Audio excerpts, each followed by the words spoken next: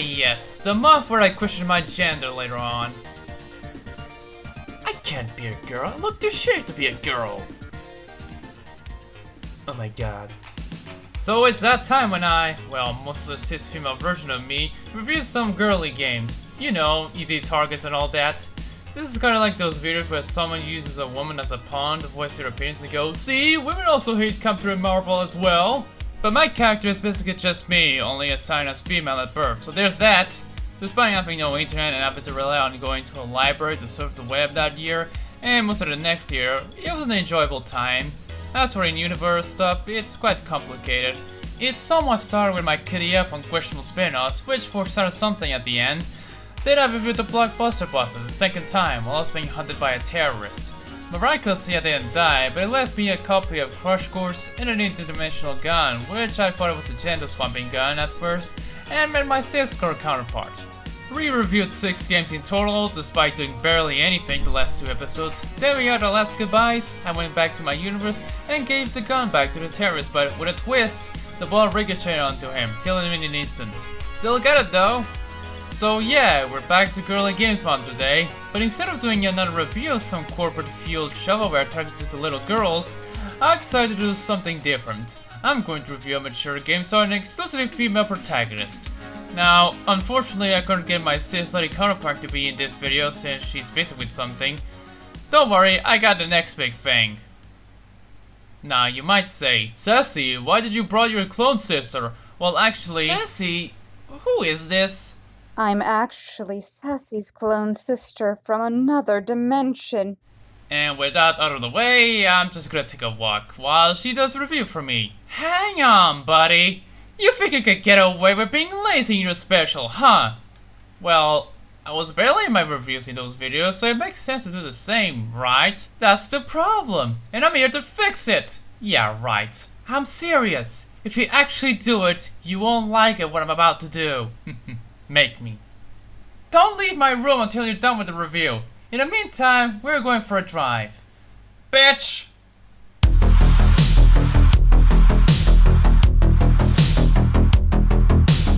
When you think of female protagonists, what comes to mind? No shitting! Ignoring custom-made ones via character creators or movie tie-in games, you might know some well-known ones like Samus from Metroid, Lara Croft from Tomb Raider, Jill Valentine, Claire Redfield, Rebecca Chambers and others from Resident Evil, Chun-Li, Kimmy White and many others from Street Fighter, Heather Mason from Silent Hill 3, 2B from Nier Automata, Shell from Portal, Rochelle and Zoe from the Left 4 Dead games, the latter being the base of my avatar, Bayonetta from, well, Bayonetta, Max Caulfield from Life is Strange, Terra and Lightning from Final Fantasy 6 and 13 respectively, Peach in some Mario games, Jay from Beyond Good and Evil, Alice from American McGee's Alice, and the many slim body heroines from Overwatch. Oh great, another one? When's another Zarya or another Mei? Yeah, that's all I think of when it comes to mainstream heroines. Yeah, it's still quite a lot, but not as much as the male protagonists. It's quite difficult to make a female protagonist without making them over-sexualized or forgettable. Has anyone ever heard of Ruby Malone from Wet? Gianna Sisters? Jill with Jungle? Heavenly Sword? You probably heard of Kate Archer from No One Lives Forever, but what about Violet Summer from Velvet Assassin? No? Here's a recent one. Does anyone even know who Aiden Versio from EA's Battlefront 2 is? Aiden is based off the real-life actress Janina Gavankar, who is smoking hot in real life, and yet leave it to EA to take an attractive woman and uglify her up for a video game. What the fuck are you talking about? I was about to make this review of Velvet Assassin and then I forgot it existed. So here's a review of BloodRayne. You might have heard of its movie adaptation. If not, you're in fucking luck, because that movie sucks like most, if not every football game movies. It's just too bad that it's more well known than its source material. Developed by Terminal Reality of Who Asked For This? Fame, it was released in October 2002 in the US for PS2, GameCube, and Xbox, and then ported to PC a year later. We got a first, you stupid Yankees! Apparently this takes place in the same universe as Sierra's other game, Nocturne, another forgotten game, alongside that Blair Witch game they also made. Hell, it was originally supposed to be called Nocturne 2, until gathering of developers, the publisher of that game, ceased to exist, and they decided to make it as a new franchise. And somehow, Nocturne was, if not is, still trademarked, which is why Atlas had to license the name for one of their Shin Megami Tensei games, and 1 year after its subtitle was changed to Lucifer's Call, featuring Dante from Devil May Cry series. Okay, before I get into it, this is one of those old games that will cause problems when running Windows 7, mainly a CPU issue. For some reason, when you start up the game, it jumps at 100% usage, and even if you try quitting, it won't stop at all, unless you trigger the shutdown and then cancel it. That way, the bottleneck will go away. This stuff is also in Tony Hawk 3 and the Steam version of GTA 3. Those are the 3 games that has this issue so far, which is funny because Test Drive 6 works fine, it doesn't have that issue. So yeah, I'll be using my Windows XP partition for the majority of the video, as if you noticed. I don't know if Windows 10 fixed that issue, but enough stalling, let's get crazy or something. The game starts with a cutscene where some shadowy people straight out of Loom or Blood or something, watching a commotion happening to a couple. They are part of the Brimstone Society, an organization that wants to get rid of vampires. We're introduced to Rain, a damn fearsome who was born from a human and a vampire, as she's confronting a Nosferatu from Vampire the Masquerade or something. After that battle with other vampires, she gets recruited by the society through this necklace, and is sent to Louisiana for her first mission with her mentor Mince. I'm sure this is gonna be fine until the end. Kind of ironic that they recruit a half vampire, but since most Stanfir is in fictional vampire hunters, it makes more sense. This is for making me a vampire!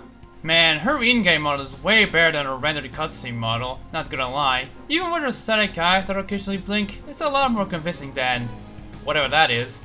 It's not ugly, it's just weird. Anyway, you're here to investigate an outbreak happening in Morton. As you check the church, the zombies come in, or mutate as they call it.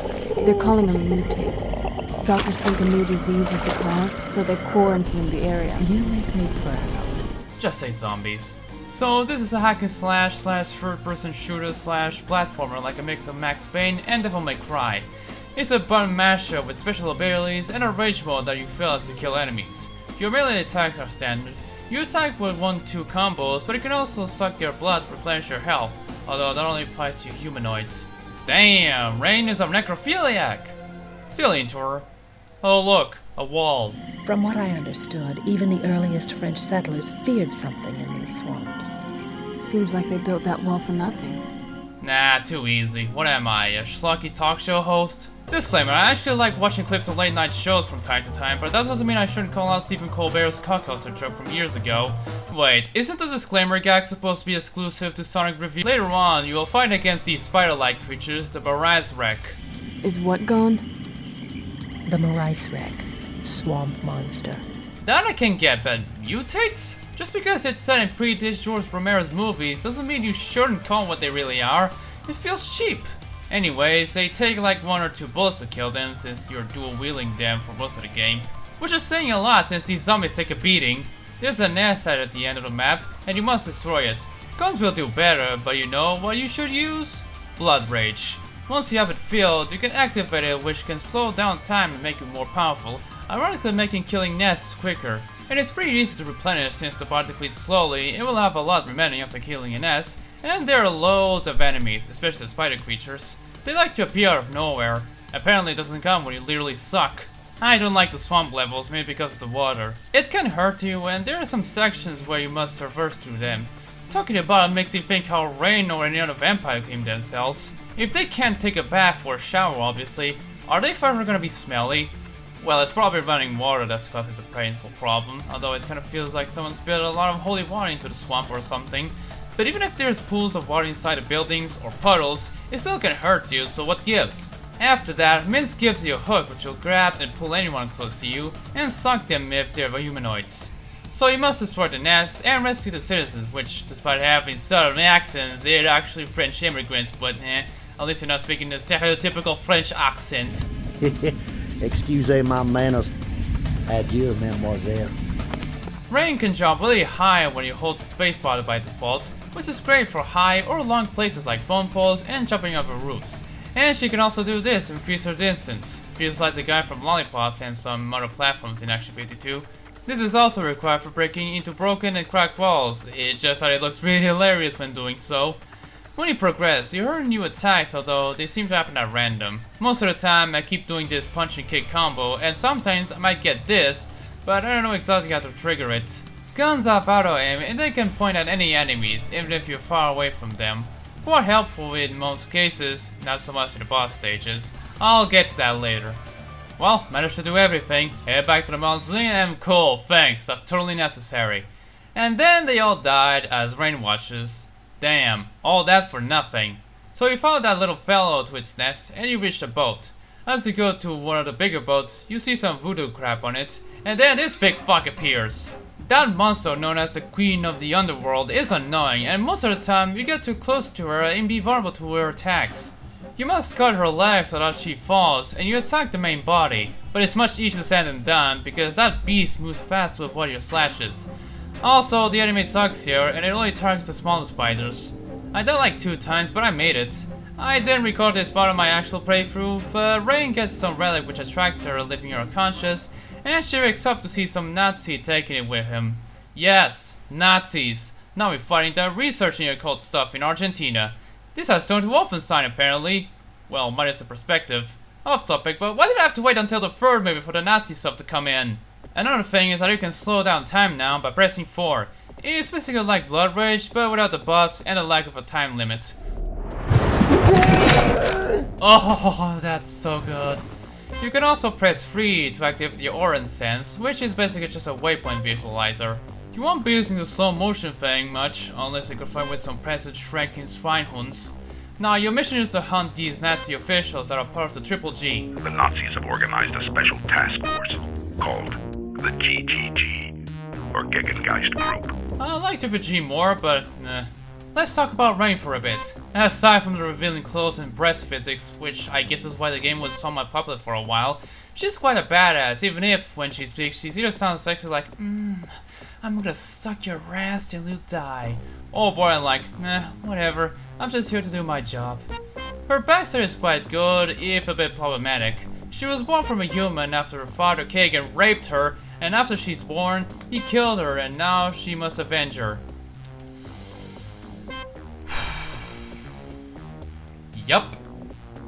But still, black, red accents, is this what it takes to look edgy? Guess I should ditch the black lips then.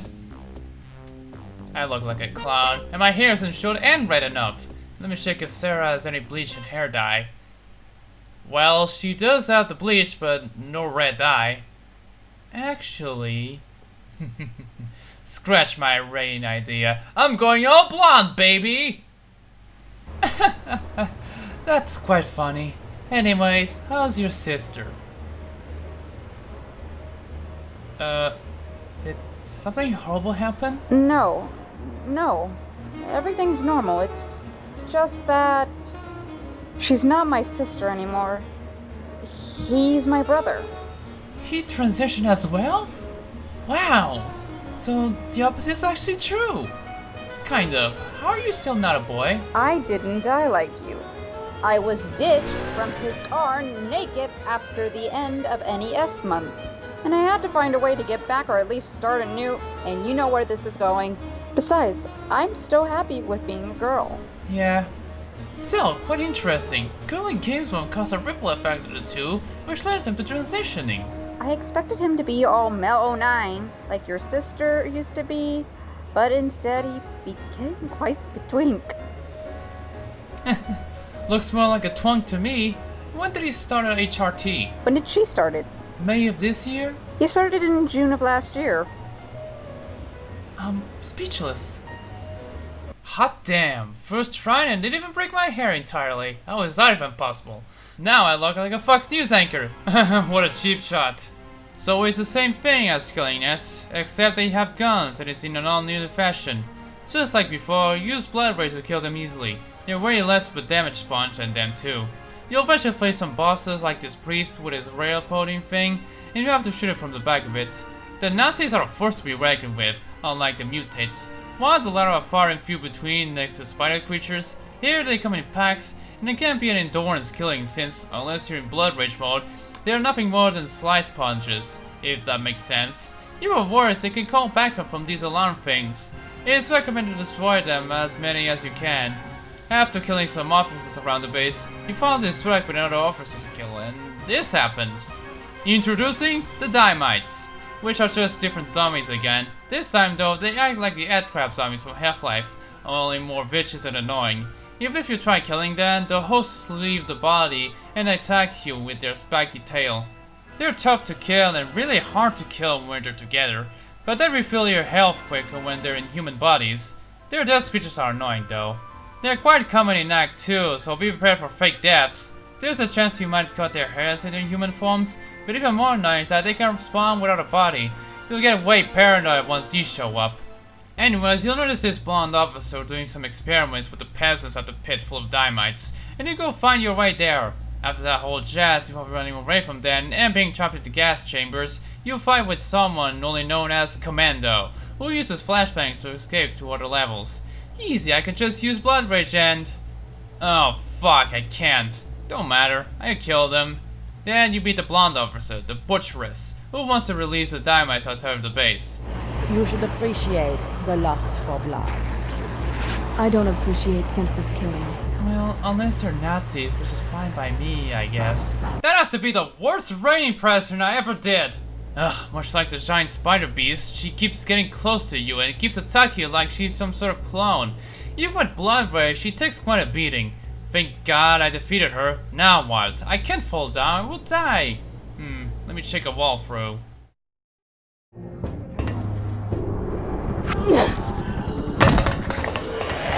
There's no fall damage. So after roaming around the base and killing those damn dynamites to get to the mines, this shows up. Say hello to the warriors, bigger and buffer versions of them. They look like that cut alien from Half-Life known as the Kingpin, only with 3 heads and red. They will be your nightmare when they show up, as if the dynamites wasn't enough. So you've entered the mine shafts and... Okay, I must bring up the elephant in the room. No, not the tits, the fetch quest elements. This is one of the low points of the game, having to find items or switches required to progress. There is these blue sprites on the compass thing and the Origins, but they can help you so much. Not to mention how far some of the objectives are. It can get tedious, but in some levels, especially the Argentina ones, you have to backtrack your way while also killing respawning enemies just so you could progress. And it feels repetitive. In one level, the Nazis block the path, so you have to find explosives and a trigger to open up a way. And there on the next level, you not only have to activate pumps, you also have to find explosives and a trigger to open up a way again. Jeez Louise! Oh look, a rematch with the now possessed Commando. At least I can use BloodRayne this time. Oh yeah, cool, thanks, that was totally necessary. And then I'm suddenly in Zen? Speaking of Half-Life, I hope it's not as bad as that. Damn, most of the time you have to get up to get to the next level. And then the Temple Guardians level. Not only you have to climb up to hit a switch and also defeat this one warrior, then climb the inner tree, you also have to defeat the Titular Guardians, which are 3 warriors, and fuck this. First time I tried it, I'm like, fuck it, this is shit. Considering that there isn't any possessed humans here to replenish your health, it makes it harder, even with BloodRayne. Yeah, I'm skipping this. So this one is quite easy. You should jump into narrow branches until you reach the one that leads to the top of the chamber to pick up the Belier's skull, or at least the eye which can zoom in and out in first person. I have to say, the way they program Rain to not fall on the branches and electric poles by accident is quite nice. It's like you're in Rails. Anyways, the Nazis come in to blow it to smithereens, and you do it. Well, isn't that nice? Time to skip it and defeat this absolute unit. He tells you that the villain, Jurgen Wolf, has some of the Belier's parts, and he's finding the Black Heart in Germany, and dares you to find it. And you defeat them. Again, BloodRayne, and even if you run out, you can still shoot him. After that, a cutscene shows Rain sinking to a crate to get to the submarine. Now you're in Germany where... Wait, that person looks familiar. Anyway, someone sent you a letter where you must kill another set of officials and Wolf to end it once and for all. And then an FMV plays, which I guess is the teaser trailer for the game? I don't know. It seems pointless to me. You're sent to Castle Gastad, home of the vampires, where the Nazis are taking over. And immediately you're greeted by jetpack Nazis. Oh, fuck me. Look, I can live with vampires, werewolves, zombies, tentacles, 3-armed aliens, giant scorpions, demons from another realm, and even Hitler with a mech suit. But jetpack Nazis? Yeah, that shit won't fly on me. Really? After many attempts, I managed to kill the 3 officials in the map to progress. As I was about to kill one of them, I get introduced by these beasts, the feral vampires. They look like werewolves to me, but okay. So I was confused about this part when I'm introduced by the giant bats. No flashy cutscene unfortunately, just later on. But I was dumb that I didn't notice that I should shoot the bell. Whoops. After crossing that officer off the list, the next involves a mech level. What the fuck? What is this? The new order? The game didn't have a single vehicle section before, so why start now? It feels so slow, delayed, and clunky, and having to wait for the rockets and machine gun to reload is nerve-wracking. I hope this is the last time we get to use that. Oh, thank God it is. Now, I'm not sure if I'm gonna continue the review since I'm diving way deep into spoiler territory due to the twists and stuff. But this is a 17-year-old game, so fuck it. Mince is alive and also a traitor. What the feck? After a survival round of sorts, you must defeat Mince as revenge. Oh, and don't waste your blood rage when she's running away, because that won't do damage until she gets to the top. Now we play for keeps. Almost dead, damn it! Okay, Mince isn't really a traitor, but I'm gonna start with right here before I spoil the rest, so for presentation, it still looks good for a 2002 game. A few textures look flat since it's just photos of statues. It can mostly look literally dark and bleak, especially with the Argentina levels where some sections are full of brown, like I'm in Quake. It isn't pleasing to look at too, but the rest is great. Blue physics are another thing though. It's more distracting the cutscenes, as if the revealing clothes weren't enough. It's like, dude, we get it, you're a virgin. Oh wow, that's rude of me. I'm also a virgin. For sound, I have this problem with the game keeps switching the quality at times. It's really annoying. Apart from that, it's fine. Laura Bailey provides the voice of Rain in one of her first gaming roles. Her voice acting is a bit mixed. Like I said, it can range from seductive to boring. At least her death screen render is forced. Despite being good, her acting is the weakest in the game, even if the Nazi soldiers and the Morton citizens sound forced with their accents. And if you like her lines to repeat, you're in luck, because it has plenty of them throughout your playthrough. So that was BloodRayne, and it was fine. It has its great moments, but it can be sometimes annoying with the damn dynamites and spiders, and the fetch quests it likes to throw at you. It's quite cheap on Steam and GOG, although I heard the PC port is the worst. I've never played the console version, so I can't compare it, but this version plays fine. I had no problems that was game breaking minus the damn Guardians parts. Other than the crash I got, it works fine, at least on Windows XP.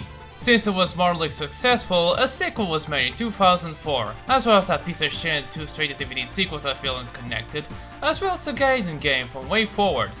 Unfortunately, that's the last we ever heard of Rain, so that's a shame.